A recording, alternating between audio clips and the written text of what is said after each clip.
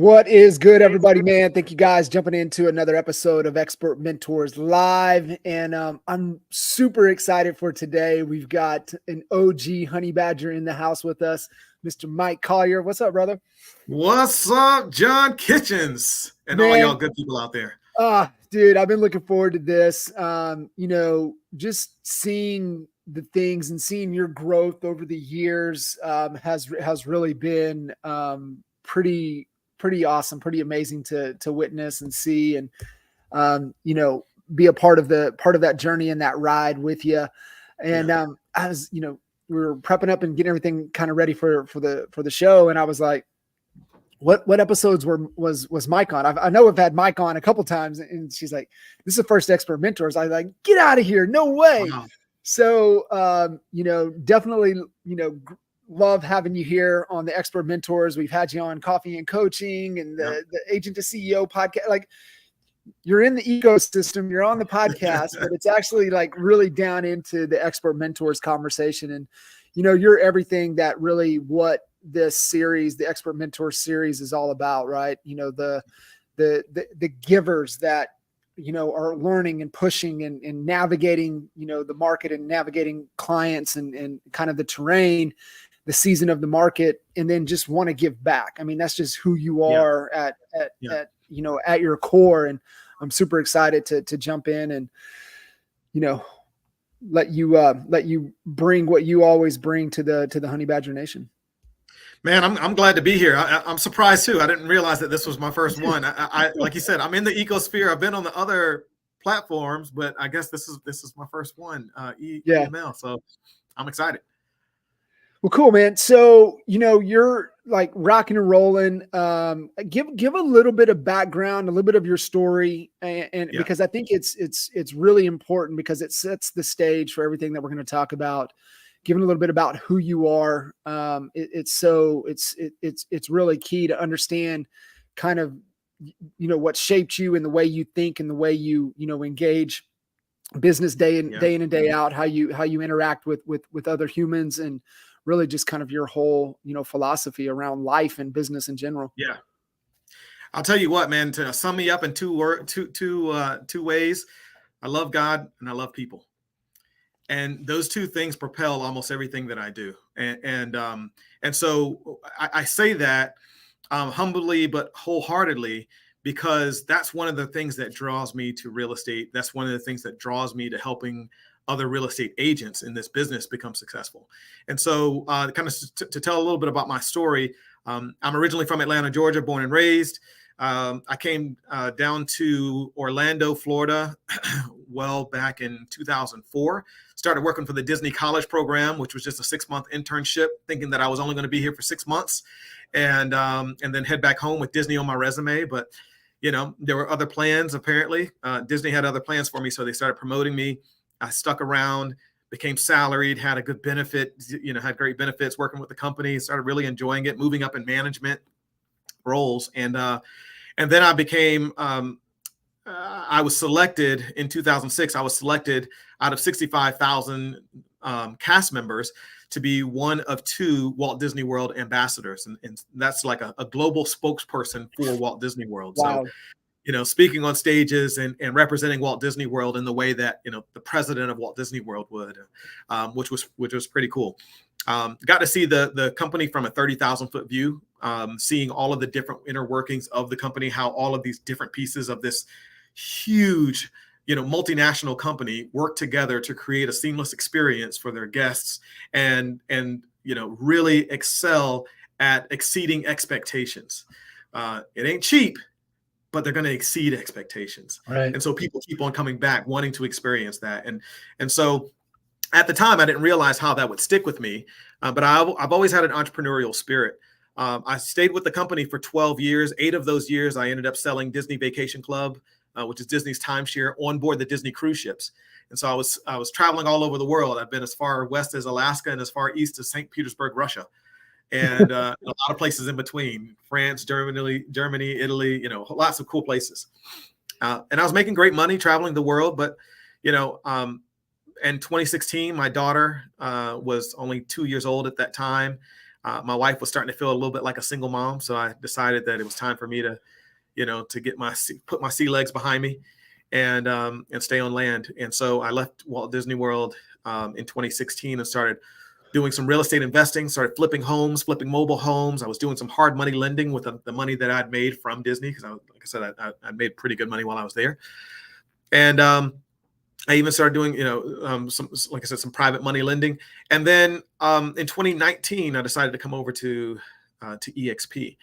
And, that stint between 2016 to 2019 was a really interesting dynamic shift.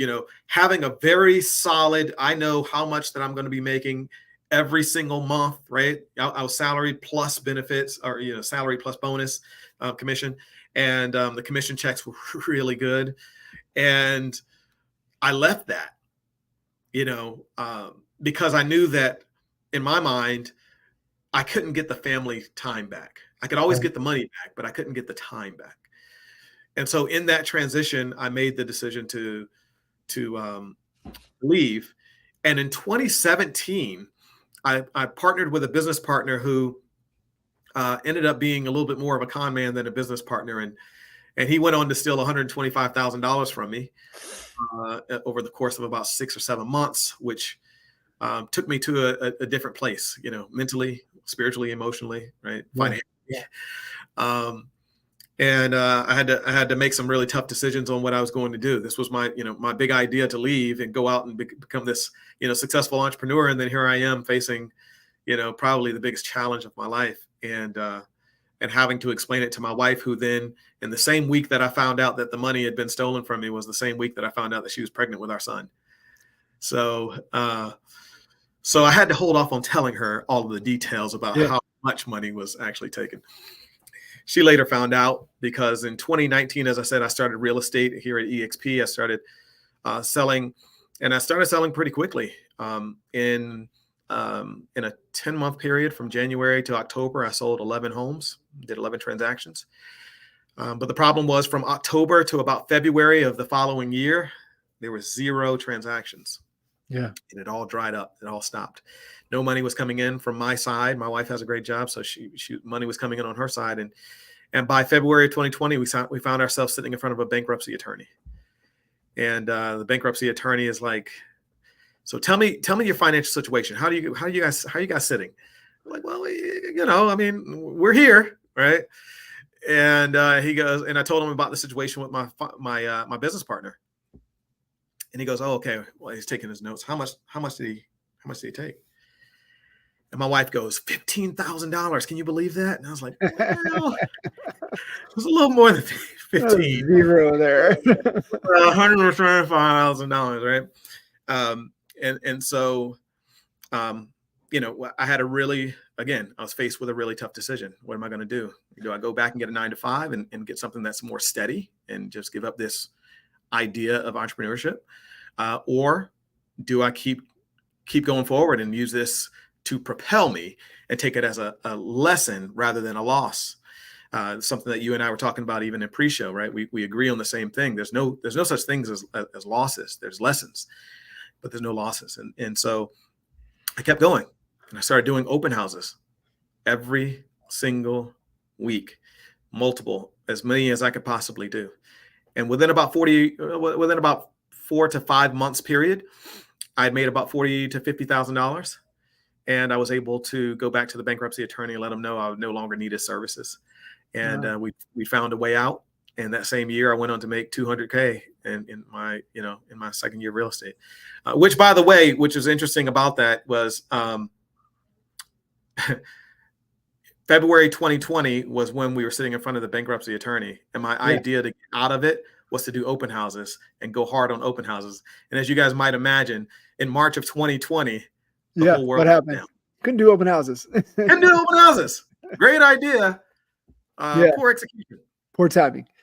No, and, it really is, right? I mean, when you're kind of you feel like you're in a corner, and what we have to realize is that the only time we don't have a move is when we quit.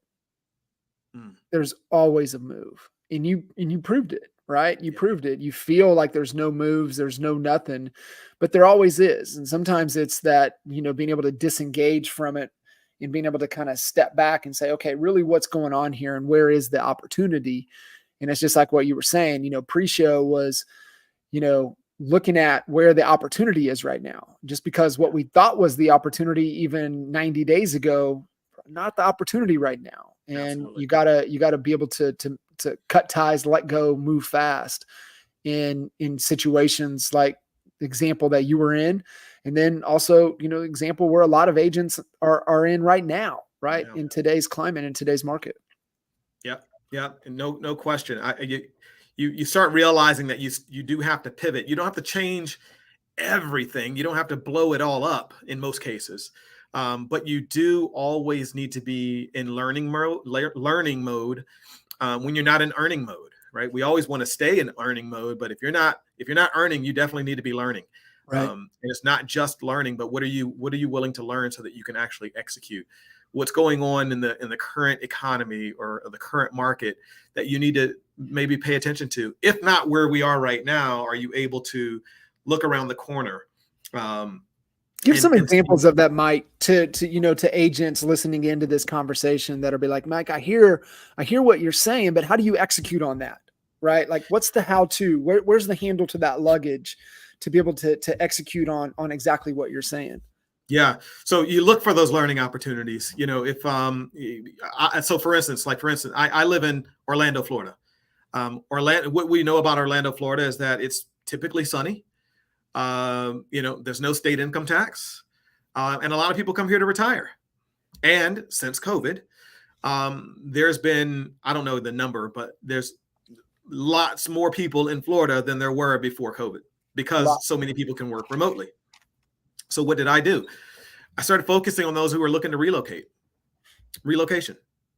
And so learning how to market to people who are looking to relocate, talking more about relocation, what it looks like to purchase a home in Florida versus maybe other states. Talking to my clients, my current clients and past sphere, my database. Hey, who do you know thinking about moving to Florida? Right. And having those conversations, because here's the thing, everybody knows somebody who's thinking about moving to Florida. One of my favorite questions is, who do you know? Do you know anybody in the last year or two who has moved to Florida that you know? And almost every single time they're like, oh yeah, I know like somebody. maybe, yeah, everybody knows somebody who's moved to Florida in the last 2 to 3 years. Right. And so there's more people talking about it. And so that's the first thing I say is tap into your sphere, your database, the people that you know, your circle of influence. The other thing is, there's also relocation, like especially at EXP, you can get certified. You can become certified in our relocation division, right? Through Revenos, right? We have opportunities where you can even. We were just talking to Dawn Cacciatore earlier today, who is the VP of Affiliate Services here at EXP, and dude, she's telling us some stuff about what EXP has done, companies that EXP has even acquired, that allows us to become a certified relocation specialist to companies like corporations. Yeah. And EXP has the whole back end and they build a website for you and all this kind of stuff. All you have to do is present it to whoever it is that, who has. So of course I immediately start thinking about some of the companies and other organizations that I'm affiliated with. But that's what it is. It's finding those opportunities, looking for those opportunities. And the way they see around the corner, my last point is, sometimes it's hard to see around the corner when you are where you are and you don't know anything more than what you know.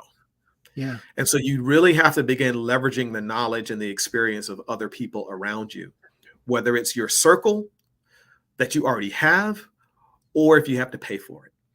Mm-hmm. And I truly do believe in paid coaching. As you know, John, you and I have a coaching relationship, right? I happily paid you, right, to be my coach. And it helped to change my mindset and helped to change my trajectory, helped me to see around the corner on some things that I didn't know because I hadn't been there yet. But with you working with hundreds, if not thousands of agents over the years, you already saw where I was headed. And it was just a matter of getting helping me to set my course and then, go on from there. And so I still have a coach. I believe everybody should have a coach. And that's Always. one of the best ways to do it. Always. And so Mike, I want to and obviously get into, really the, the theme and the key bullet points from, the topic of this expert mentors conversation today. But I would love for you to kind of explain your thought process and ultimately what you ended up doing, right? Coming out of that hole and going all in from an open house perspective. And I liken open houses, if done the right way, they're events, and you've got to treat them like an event if you want to maximize what they are. And I think the event location is key. Not every open house or property is ideal for an event, for a well done open house. I think there's holding it kind of open, just kind of some local traffic, but then there's like, let's do an event around this. Kind of explain your thought process of like, hey, I need to go that route. Yeah. So when I even started doing open houses, I just knew that open houses were the freest, cheapest leads that I could possibly get and the hottest leads that I could get. These are people who are taking their time out of the day, whether they're looking to buy right now or whether the next 3 to 6 months, they're out here, they're looking, and they have intent. And that was really all I needed. That was the fuel that I needed. So my thought is, if I can get more of those people to come to the open house that I'm hosting, then I have a pretty good shot of getting at least somebody who's unrepresented, doesn't have another agent. Because keep in mind, these weren't my listings. I didn't have any listings. Great point. I'm calling agents who have listings. Great point. Right? I'm calling agents who have listings, and I'm telling them, hey, I specialize in open house marketing, and I would love to do the open house that you have set up for, this coming weekend on 123 Main Street. And they're like, well, we don't have an open house set up for this weekend. Funny that you should mention that. So one of the things that I do is, and then I tell them, hey, one of the things I do is I specialize in open house marketing, and we do this, blah, blah, blah. And I'll make sure that you get feedback on what people were saying about it and everything. And of course I keep all of the leads, but doing that, building relationships with agents was the first thing that I thought was very important. Build rapport really fast. Some agents will tell you no. Some will say, hey, I reserve all the open houses for my team, or my brokerage doesn't allow us to do open houses from another, whatever, and I love the agents who say, I only allow my agents from my team to do our open houses. And I'm like, so why isn't there one scheduled for this weekend? The house is still on the market. Right? So either you're doing it or you're not. If you just want to say no, that's completely fine too. I'm okay with that. So building relationships was key to me. The other thing that I do pretty well at is social media. One thing I see a lot of agents doing at open houses is like, the only time you hear about their open house is typically at the open house, or maybe a day before the open house, or maybe even a couple of days, the week of the open house, and all you see is like this flyer, right? This like static flyer that they posted on their Facebook or somewhere in their Instagram stories. Come to my open house, but nobody knows that they're talking to them. There's no excitement, like you said. If I'm hosting an event, if I post a flyer once this week and say, hey, y'all come to my event, and the next time you hear about my event is when I'm at my event and I'm saying, hey, I'm here at my event, nobody else is here, you guys should come on by, then it probably doesn't sound like the type of event that I want to go to. Right. As a viewer. But if there's this build up to like, man, this thing is happening this weekend, guys, this is the countdown. You got 3 days left to put it on your calendar to make sure, right? Getting some excitement about it. And so that's what I started doing. I would start building it up in on my social media feed. So that was 2. 3, knocking on doors, like letting the neighbors know. I still believe in the 10 by 10 by 20 method, right? 10 doors to the right, 10 doors to the left, and 20 houses across. Go find them, knock on the door, let them know as a courtesy. I just wanted to let you know we're going to be hosting an open house over at 123 Main Street. So you may see a lot of traffic flowing through. There may be cars parked in front of your yard. I'm hoping we're expecting a lot of people. Hopefully you don't mind. It'll be from 11 to 4 o'clock on Saturday. And Sunday, would that be fine? Yeah, that'd be fine. Okay. And I may have to drop some signs just to make sure that everybody knows exactly where to go. Is that okay if I ended up needing to put a sign in your yard just so I can put a directional sign there? Yeah, that's completely fine. All right, great. By the way, from 11 to 12, we're actually doing a neighbor open. So it's just for the neighbors to come. So you can come see the inside of the house, come check it out or whatever. And maybe who you would like to be your next door neighbor. Bring them on, right? Bring them with you. Love to see you guys from 11 to 12. That's for the neighbors only. And then from 12 to 4, that's for everyone else. So I'd love to see you at that VIP open, right?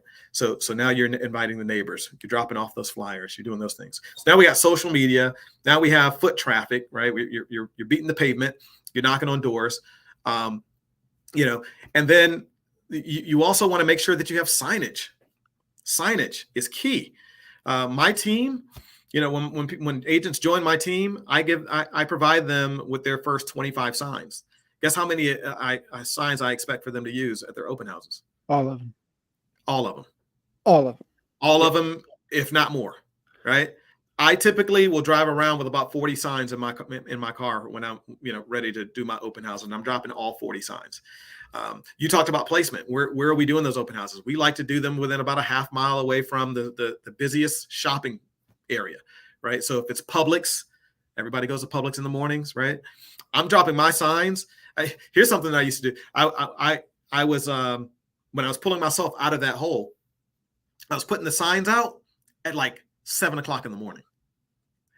And so I'd go live sometimes, or I'd be like in my stories, and I'm like, hey, that big old open house is happening today at 11 o'clock. You might be asking me, why am I outside? I know the sun isn't even up yet. It's 7 o'clock in the morning. I'm putting out these signs. Why? Because I know somebody's going to be driving by these signs in the morning on their way to Publix, but I know on the way back, I want to remind them that this is the place to come, right? And if you're listening to this, if you're watching this, I want to make sure you come too. If you have any questions, DM me, message me, and I'll talk to you soon. That kind of thing. So that's just a few tactical things that agents can do, but that's where I really began to pour some rocket fuel on what I saw was a gap. And again, what is it? Desperation or necessity.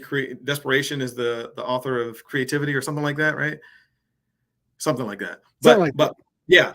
When you're in it, I didn't have the option of saying, shoot, we're in the middle of a pandemic. I can't go out there and do open houses. Yeah. Who's going to come to an open house? What happens if I get, what?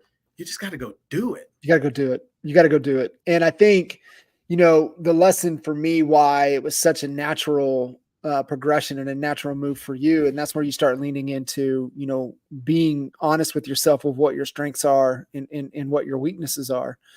And then you can, find those opportunities, and obviously being aware of the threats. But your background, right? You've been in front of people. You've been on your feet. You've been getting, getting people to engage and change their state emotionally. And that's perfect. Right. Yep. And so, I think somebody listening in, you're like, yeah, man, that's not me. Then find something that is you, and find something that you can lean into, and that, you can put in, and it comes down to check or sweat. And, you were just in a position, you couldn't write a check, to drive the business. So you had to go put in the sweat. That's right. And you leaned into where your strength was. So no, I think it's a great lesson. I'm glad, you're able to share, because it's really important for agents out there that are struggling, that kind of maybe are not clear. They don't know their next move. They don't know exactly what they should be doing. Just know you always have a move. The only time you don't is when you give up. And the first thing to do is lean into your strengths, your weakness, identify the weaknesses. Where are my opportunities? And then just, put the plan in place and execute. And I think that's key. Finding somebody to bounce it off of. If you can't afford a coach, there's tons of mentors. I mean, listening to this, you're a honey badger in the Honey Badger Nation. There's so many people that you can reach out to, connect with, to be able to help and give that feedback. So it's great. So Mike, shift gears here with this, and really kind of unpack, today's topic, change this one thing and change everything. So what is that? What is that? Yeah. So, in a world right now where there's so much information, it's almost too much information. There's agents, when we talk about like learning versus earning, right? Learners or earners. there's a lot of agents who just go out there and take a lot of classes. They listen to different podcasts. They're watching people on YouTube. They're watching, and almost everybody is their mentor, right? You know, paid or unpaid. It's just they're taking in so much information, but it's information overload, and to the point where it leads to kind of analysis paralysis. And so they're like, well, I'm going to start doing that. Oh man, I really need to do that. And some of us know it as shiny object syndrome. Now, shiny object syndrome is kind of chasing after the next best thing, and typically kind of paying for those things. You know, I'm going to start doing this to get leads, and I'm going to start doing that. I'm going to buy this CRM. Oh no, I'm going to go to this CRM. I'm going to use this platform, social media. Oh no, I'm going to, and we see that. But what I have seen, especially as I've started my team, I've seen more of agents just in that information overload space, and kind of getting in their head and not moving. I also have noticed, and this is something that I noticed from when I was a kid, man. John, when I was as long as I can remember, I remember my mom used to detest going to work, and so much so that she hated Mondays, because Monday was the start of it all. Monday was the day, I remember on Sundays, that's when it would start. When she's like, oh, God, I hate going to work. Oh, I got to go to work tomorrow. Oh, I mean, it was like this thing in her stomach, right? And I remember like, goodness gracious, I don't know that I know I never want to have that feeling, and I don't want my kids to feel like hear me saying that either, right? And she, you know, it never registered to her that I was listening in on that. Maybe it did. I don't know. Maybe that's why that's why I'm an entrepreneur and not an employee. But you know, she just hated it, and I always remember I never wanted that feeling. And as I started my business, well, even before I started my business, I just noticed that, you know, people just like, I forget, what was that movie, where it's like, oh, somebody's got a case of the Mondays, right? Right. People hate Mondays. Why? Because Monday is the heaviest workload day typically of their week. And they're just like, oh, I got to get out of this weekend mode and go into work mode. And it's just a lot of crap is waiting for me there. And I had a realization that if more people change this one thing, I believe that they would be happier. They'd be more productive in their business. They'd be more fulfilled. And it's a one little shift. It's understanding that your week doesn't begin on Monday. Your week starts on Sunday. Sunday is the beginning of the week. Now, I know when you first hear that, you go, well, okay, tell me more. That's too basic to mean anything to me. Well, here's what I mean. John, you understand this because you have, when we were coaching, right? You have a 168 planning, right? The 168 reset. There's 168 hours in every single week.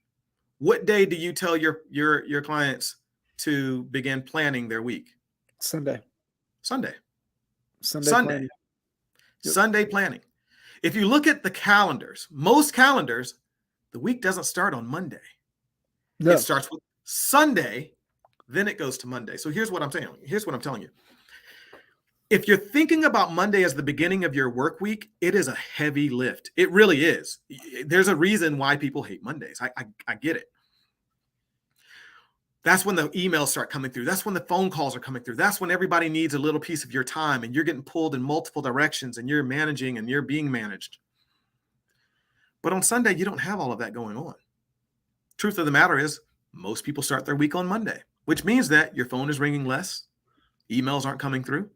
It gives you time to have clarity. It gives you time to plan and actually work on your business, knowing that beginning on Monday, you're going to begin working in your business. And when you take time to work on your business and just allow the day to happen, man, you could be doing your Sunday planning while the football game is on. Mm-hmm. You could be watching your favorite podcast, listening to your favorite song, and just thinking through the day, what do I have? What do I have to do this week? What do I have to accomplish this week? What's that one rock in my shoe that I need to get out? What's the thing that's holding me back from finally sending out those postcards for just listed or just sold? Can I just go ahead and knock that out? What day am I going to knock that out on? Am I on a podcast this week? I need to find out and make sure I have my calendar so nothing gets double booked. Make sure everything is scheduled for this week. Do I have to take the kids to Taekwondo on Tuesday and Thursday? Yeah, okay. Those are also the days that I'm probably picking up the kids. So I need to make sure that I'm putting these things in my work week, in my calendar week, so that the week flows better. I also believe this, John. Again, love God, love people. I believe that more people would go to church if they figured that Sunday was the beginning of their week. I believe that more people would have a spiritual relationship with God than they do, because most people see Sunday as the end of the week and Monday is the beginning of the week. And so Monday is when they start trying to figure it all out and getting all stressed out. But if they think about Sunday, that day of rest, that day of reflection, that day of gratitude, and also doing some Sunday planning in there, it can change everything. And that's what it's done for me. It truly has changed everything. That mental shift of understanding that Sunday is the beginning of it all, not the end. When you start it with, a lot of, like you said, it's a lot of reflection, right? And it's a lot of renewal, right? Renewal of your faith, renewal, from a mindset, from an emotional set, and just giving you the space to really have that reflection. I remember, Glenn it was the last sprint that EXP did. Oh, yeah. And that was what, Denver, 2022, October 22, Denver timeframe or whatever it was. That was the last EXP sprint that they were doing. And of course, Glenn was there, and, he was kind of breaking down like success principles, which he's playing on success, the big promotion of success at the time. But he was breaking down one of his success principles is how he utilizes the weekend for reflection and being able to reflect and kind of think about the week that was, and then how he needs to, focus and recommit his energy and efforts into the next week. And so I love that little shift. And I think, even for me, I mean, and it's hard, right? Because some of us, we never stop, right? It's just go, and being able to force it in. And I know, like, when I'm heavy into the, the training and Saturdays typically are my long training days. And so Sundays you're spot on. I mean, Sunday is the reset. I mean, it starts on Sunday, right? That's right. And that's, for me, the 168 starts on Sunday, and it comes down to, what am I willing to commit to this week? And I think that's kind of that shift, right? You shift it to the week starts on Sunday, and what am I willing to commit to this week? I think that's the word, and kind of what you have to look at. And like, here's where I have to be, right? I got to be at Taekwondo. I got to pick up the kids. I got to take the kids. I've got to be on this. I've got to be here. I got this closing. I've got this. Okay. How much time do I have left? What am I willing to commit to in that time? And I think it's just the process of being able to think through. But, where people get behind the 8 ball big time is that they start doing that on Monday. And then next thing you know, they're finally getting things done on Wednesday or Thursday. And then they're like, oh, I'm into the weekend. And so, yeah, it's definitely, I'm with you, man. It's just not a way to live life. You can't. And we're kind of shown, or just taught or learn, that that's the way that it goes, right? Monday is the beginning of the week, and we're just going to grind on Monday, and everybody, that's where this whole TGIF comes from, right? Thank God it's Friday. Whoo, right? And then you dread Mondays all over again. And it's like, dude, Friday is not even the end of the week. Saturday's the end, right? So work hard through Friday. You don't take a half day on Friday just because it's Friday and you're ready to go hit the bars or, whatever. It's like, dude, that's still a full work day. That's not the end of the week. And here's the thing too, that I think it doesn't matter, right? Like, whoever in history made this shit up, because that's all they did. They just made it up. right? They made up Monday through Friday. They made, oh, you go to the weekend, you do this. Somebody made it up. It's not even like, it doesn't have to be true. And, you know, you look at like when you were on the ship, there was no day. There was like the days ran together. It didn't matter what day it was. You know, prior, you know, for me, when I was, you know, in the golf industry, my weekend was Monday and Tuesday. So like I worked Wednesday to Sunday. That was it. My weekend was Monday, Tuesday. So like it doesn't matter. We live in a creative world. And I think that's what, you know, the first thing listening to kind of what you're talking about is like, if Monday through Friday ain't working for you, then adopt it. Your week starts on Sunday. And so I really do. I love that. And I mean, it just allows you to be more productive, more present, you know, dialed in, more present. And as we know, man, there ain't no such thing as time management. It's all energy management. And how do you manage your energy? And if you use the end of the week and you start on Monday, your energy, like the example with your mom, man, her energy, she had no energy going into Monday. So being able to shift that and how you manage it is key. Yeah, you approach life differently.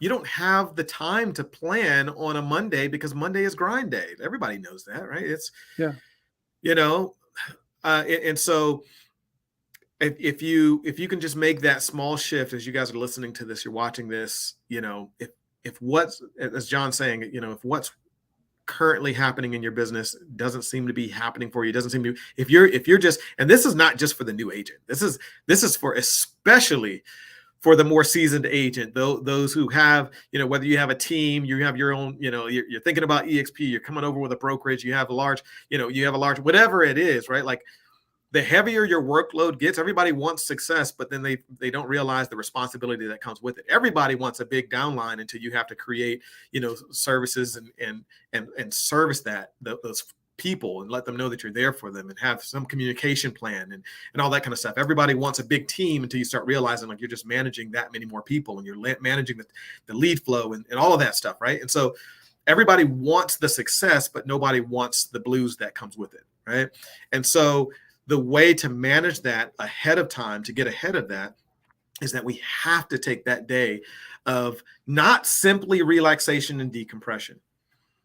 It's a day of rejuvenation. It's a day of clarity.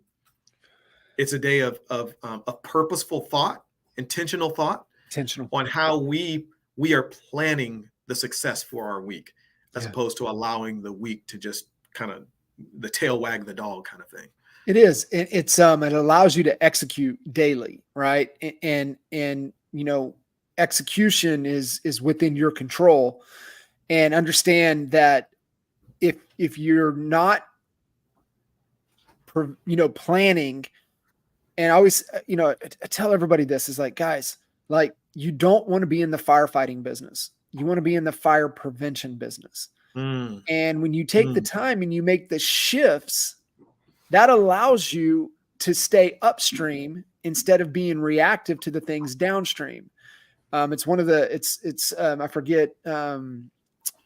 I forget the authors of it, but this concept, right, of, you know, there's, you know, say you and I are out fishing in the river and all of a sudden we see kids coming down the river screaming and crying, or like, oh shit, what, you know, we're running out there, we're grabbing, you know, the kids out of the river and getting them into safety.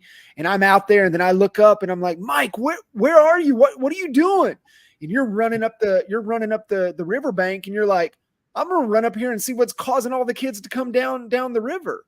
And what happens with real estate agents is that most of them are there just trying to pull the kids out of the river instead of trying to get upstream to figure out what's causing the kids to come down the river in the first place. And everything you're talking about is time to stay upstream and start building the fire prevention system so that they don't have to put the firefighter hat on every day. Now, do we put out fires? Yes. It's just nature of the beast. It's part of the business and it's messy and it's just part of it. But Mike, like what you're talking about, that agents can get this and utilize this time. And then it's like, well, you know, I typically do open houses on Saturday, then do open houses on Friday. Nobody says that you have to do open houses on Sunday. Like nobody says that. Remember, it's a creative world. You get to design it, design your provider prevention business, design so you can stay upstream. So you're not being reactive to the kids come float down the river, that you're just trying to fight for survival. Yeah. Right. And that's being intentional and everything you're talking about, which is, you know, I love. Great point. You talk about open houses on Sundays. Here's the thing, man. I truly believe, and I teach my team, there's no such thing as a busted open house. No such thing as a busted open house. The reason why most agents don't do open houses is because they don't believe they work. They may have done it once or twice, and I guarantee you, most of them weren't doing the things that I just mentioned, right? Hitting their social media and treating it like an event, doing the door knocking, the flyers, doing the, doing like social media and doing all of the things. I can guarantee you that most aren't doing it, so they're not seeing much of the success. But when you do it, it may not happen the very first time you do it, but if you do it with consistency and intentionality, then you'll start seeing that success. But I would tell you this: if ever you find yourself sitting in an open house and nobody's there, guess what that is? That's planning time. Yep. That's the time when you have to work on your business versus work. That is almost, there's a lot of people who feel like they can't work from home, especially parents. They're like, no, I can never work from home. I can't work from home because my kids will just drive me crazy, right? There's so much going on. My kids will always find me in my office. Next thing you know, I'm cleaning up the kitchen. I'm doing something, right? I'm cooking for the family, whatever it is. And so they love an office to get away to. Well, guess what? That's what your open house is. Yeah. Your open house is an office that you get to get away to for 3, 4, 5 hours. And if nobody's there and all you've got is, Alexa playing some nice jazz in the background, bro, you have the best office on earth. Now you can be intentional about your business. Focus. Somebody's going to walk in at some point. That's cool, but get right back to it. But don't say, oh, I wasn't able to plan my business because I had some open houses this week, because I guarantee you had downtime. And if you didn't have downtime, then that's a good thing. So we're not complaining. You got some good problems to deal with. Champagne problems, right? Yeah, for sure. Yeah. Mike, no, this is fantastic, man. Definitely, I think, sharing your story, helping people realize that, we all have strengths. And, really, real estate is such a business that allows you to go deep on what you're really good at, because there's so many different ways to get to the end result. There's so many ways to get to the goal. And it makes it really something that is fun, right? It doesn't feel like work if you're in your lane doing your thing, right? Like, I mean, you don't get chosen like you do without being, world class in front of people in real estate. And then you take that unique ability that you have and apply it to your craft and, lean into it as much as you can, all of your marketing and sales and promotion and everything, traffic, your, conversion capabilities, all around what you're uniquely the best at. And, tell people, like, if you love the thing, if you love golf, then build your business around the golf community, golf courses, just whatever that thing is that, is just so enjoyable, that allows you to maintain, your energy in your energy, levels, then do more of that. Cause I promise you, there's a way to hit your financial goals, doing the things that you love, more of. And I guarantee you this, if you do it that way and you build it intentionally that way, you build those systems and processes around the things that you love, the things that you have passion for, you'll never hate a Monday again in your life. That's right. No such thing as a Monday. No such thing as a Monday, man. I'll end with this. We talked about Sunday planning and how important that is. And that's the big shift. That was my one big thing that can change everything for you. But I will tell you something that has really also helped. And again, super basic. And it's so basic that many of you guys who are watching this won't even do it. Or maybe you do it, but you're not consistent with it. And that is keeping a checklist, a daily checklist of what you have to do. And as you do it, striking that thing off. I heard that for years and I wasn't doing it. Yeah. I'm like, it's too simple. Builds I'll just check it off in my head. I'll check it off in my head. That's what I'll do. Yeah. I know what I need to do. I'm good with it. I got 3 or 4 big things I got to knock out. Here's why it was so powerful. It's the power of putting pen to paper. I think it's even more powerful than putting a checklist in your phone and just, one of those digital checklists and then just kind of digitally checking off the box. Putting pen to paper. And I know there's studies that show that, like, when you put that pen to paper, there's something that goes on in your brain that's different. Retain it so much faster. Yeah. Retaining it, right? It resonates with your spirit even much more. And so the written word is very, very powerful. But writing these checklists and checking it off as the day goes. One, there's some good feeling, good vibes that come through when you're knocking some of these things off. One, you feel more. You feel that you can feel that you're being more intentional about your business because you're saying, these are the things that I'm going to do today. So now you're daily planning. We talked about weekly planning, but now you're daily planning.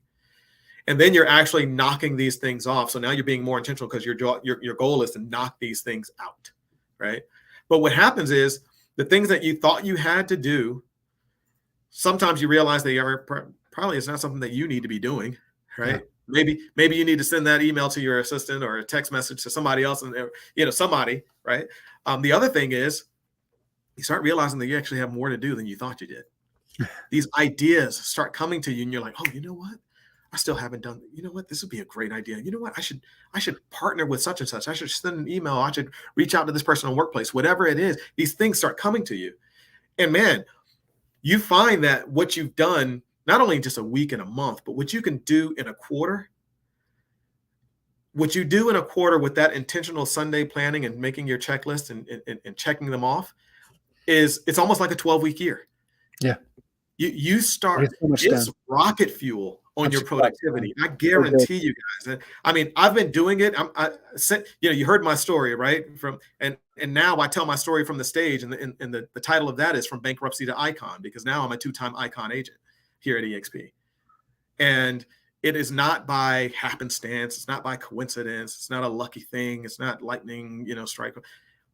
It's being intentional and beginning to build my business, grow my business in a much more intentional way. And I have people like you, John, to thank for that.